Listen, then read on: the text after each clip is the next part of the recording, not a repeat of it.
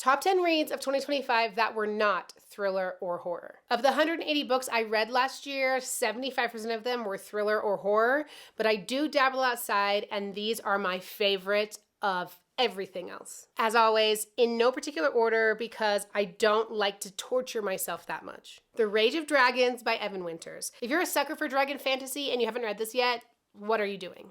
The Unmaking of June Farrow by Adrienne Young. I don't read a lot of romance, but this is perfect romance. The Push by Ashley Audren.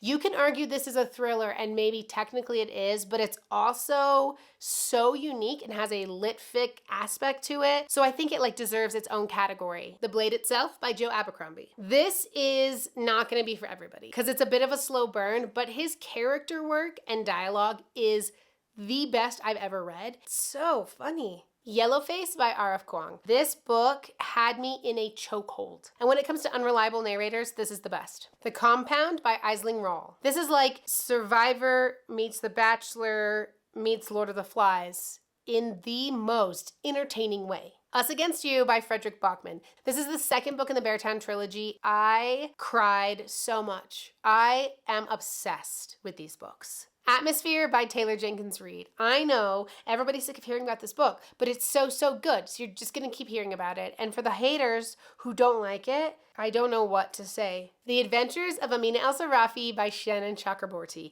This is my favorite fantasy I read this year. Broken Country by Claire Leslie Hall. Oh my gosh.